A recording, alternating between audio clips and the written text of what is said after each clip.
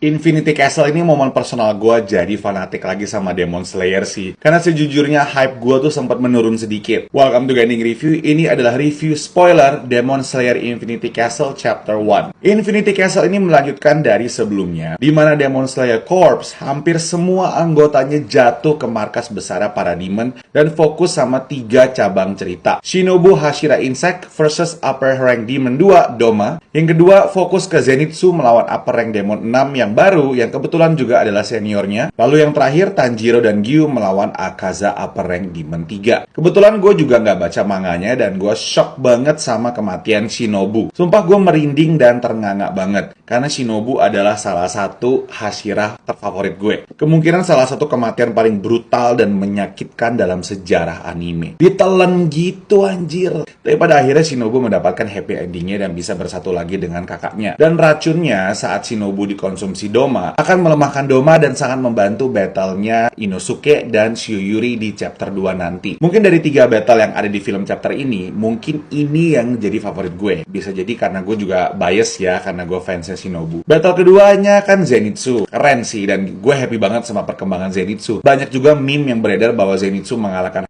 seorang diri, sedangkan yang lain harus team up bahkan sampai mati. Well, masalahnya Kaigaku upper rank magang cuy. Jadi nggak sekuat yang lainnya dan juga Zenitsu rada dendam nih. Karena Kojima, guru mereka, merengut nyawanya sendiri. Karena ngerasa bersalah banget Kaigaku jadi demon dan upper rank pula lagi. Ada satu scene saat Zenitsu ketemu dengan Kojima berseberangan di sungai kecil. Sungai itu adalah lambang batas antara dua dunia dan namanya Sungai Zanzu atau Zanzu no Kawa. Dalam mitologi Buddha Jepang, adalah sungai yang dipercaya sebagai tempat penyeberangan arwah orang mati menuju alam baka. Sungai ini digambarkan sebagai sungai yang harus diseberangi oleh semua orang setelah meninggal dunia sebelum mencapai akhirat. Ditambah lagi ada bunga higanbana atau red spider lily di Jepang melambangkan perpisahan, kematian, dan pengunduran diri. Menurut gue ini salah satu scene paling powerful di film ini. Berinding banget gue sih. Lalu battle yang terakhir, Tanjiro dan Gyu versus Akaza. Ini battle-nya seru banget dan flashback-nya bagus banget, bikin nangis. Tapi menurut gue kepanjangan dan banyak banget battle-battle yang udah peak tiba-tiba ke flashback. Jadinya tuh kayak nanggung, udah naik